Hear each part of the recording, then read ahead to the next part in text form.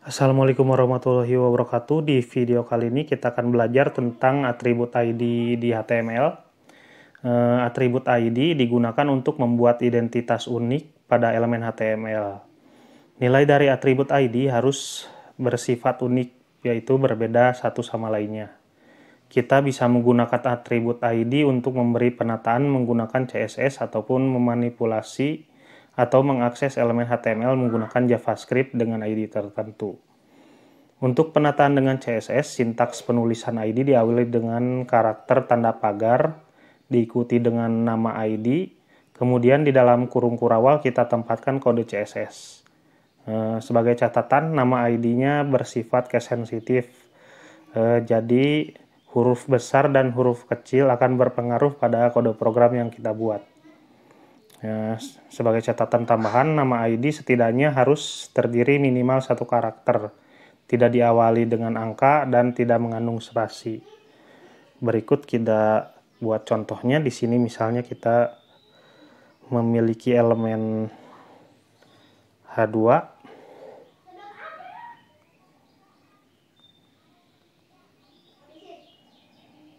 kemudian kita memberi nama ID ini adalah judul.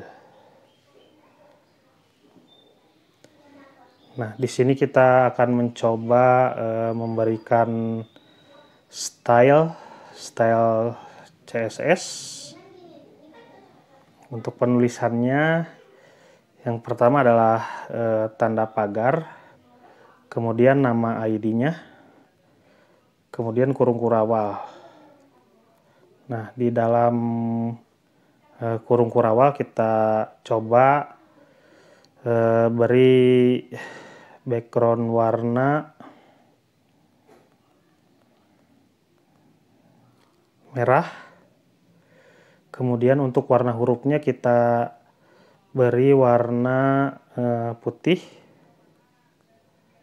kemudian kita beri jarak padding sekitar 10 pixel.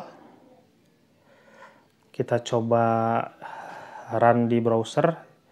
Berikut adalah hasilnya. Selanjutnya adalah perbedaan antara class dan ID. Untuk nama class dapat digunakan untuk banyak elemen HTML. Sedangkan nama ID hanya dapat digunakan pada satu elemen HTML saja di halaman HTML. Kita contohkan saja. Di sini kita buat beberapa nama kota dengan elemen H2.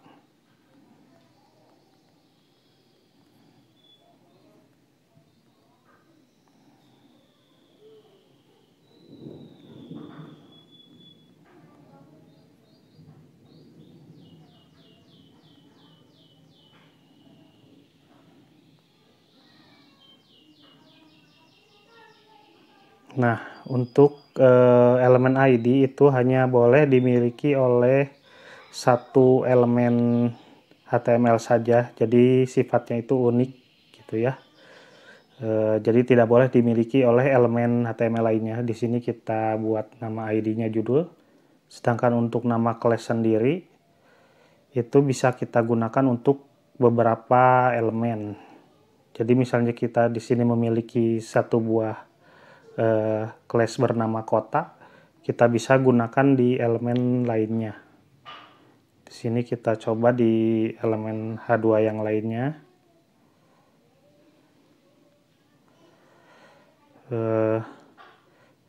Kita gunakan nama yang sama. Kita coba styling. Kita beri kode CSS. Untuk menstyling ID, pertama kita penulisannya adalah tanda pagar, kemudian nama ID-nya, kemudian kurung kurawal. Di dalam kurung kurawal kita beri kode CSS-nya. Kita di sini coba beri warna latar belakangnya berwarna biru. Kemudian warna hurufnya Kita beri warna merah dengan perataan hurufnya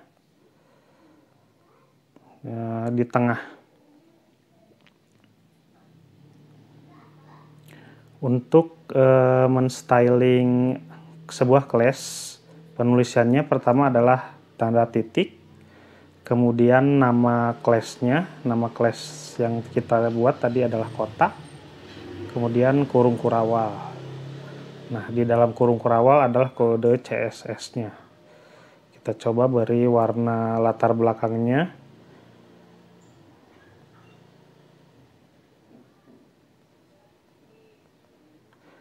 Berwarna kuning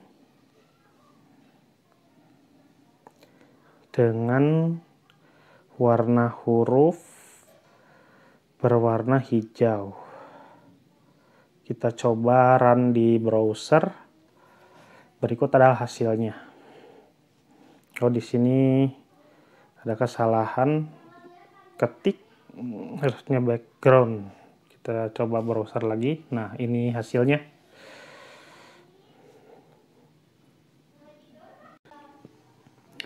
Selanjutnya adalah untuk membuat bookmark HTML dengan ID dan tag link.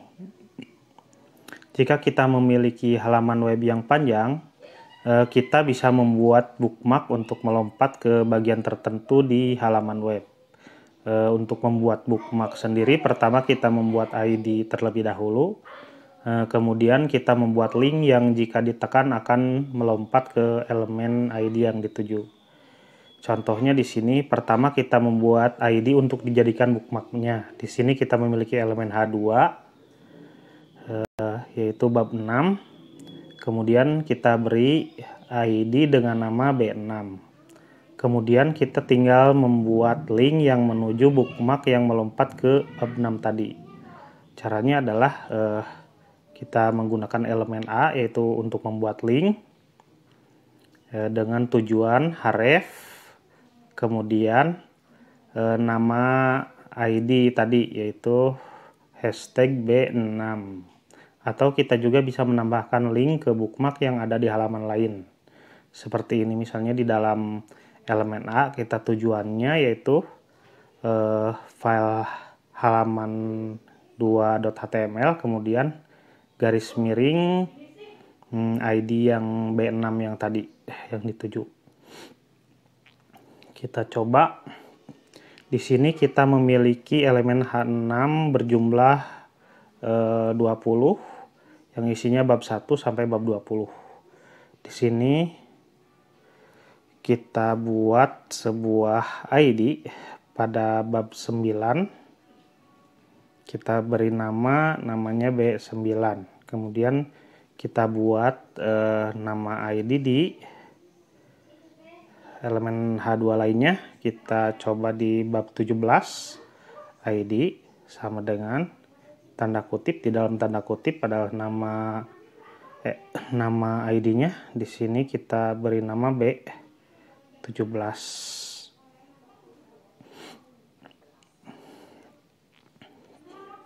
Kemudian kita buat linknya.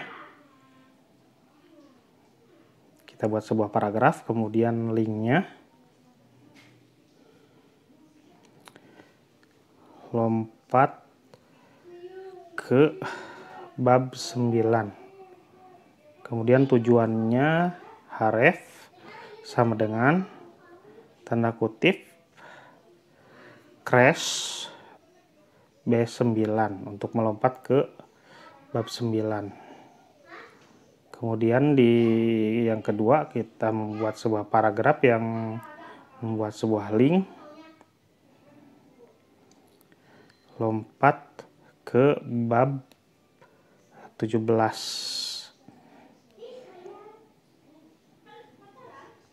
Href sama dengan tanda kutip B17. Maaf, di sini harusnya ada crash ya. Kita setelah seperti ini kita coba run di browser. Seperti ini hasilnya. Kita coba tekan lompat ke bab 9. Nah, si browser akan melompat ke bab 9. Sekarang kita coba lompat ke bab 17. Kita tekan lompat ke bab 17. Nah, kita akan lompat ke bab 17. Selanjutnya adalah cara menggunakan atribut ID di JavaScript. Atribut ID juga dapat kita gunakan untuk JavaScript untuk membuat elemen tertentu melakukan beberapa tugas. Dengan menggunakan metode JavaScript getElementById, kita bisa mengakses elemen dengan ID tertentu. Kita coba saja. Di sini misalnya kita memiliki elemen judul H2 berisi Halo Dunia.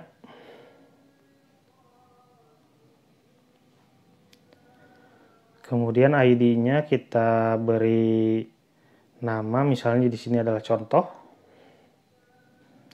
Kemudian kita buat sebuah tombol dengan elemen buton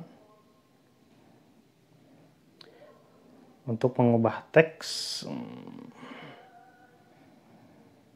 Di sini kita akan memanggil fungsi JavaScript. Fungsi JavaScript-nya kita beri adalah ubah. Kemudian kita buat fungsi JavaScript-nya. Untuk menambahkan fungsi JavaScript, kita membutuhkan elemen script. Nah, di dalamnya kita tinggal buat fungsi JavaScript-nya. Function, kemudian nama fungsi JavaScript-nya di sini adalah ubah, kurung kurawal, dokumen, dot, untuk memanggil si ID-nya get element by ID, tanda kutip tadi adalah contoh, tanda kurung, dot inner HTML. Kita akan mengubah si ID contoh dengan kata-kata cuaca yang indah.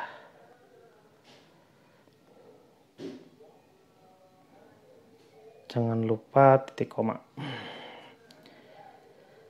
Kita coba run di browser. Kemudian apabila kita tekan tombol ubah teks, maka teks Halo Dunia akan berubah menjadi cuaca yang indah. Itulah tutorial kali ini.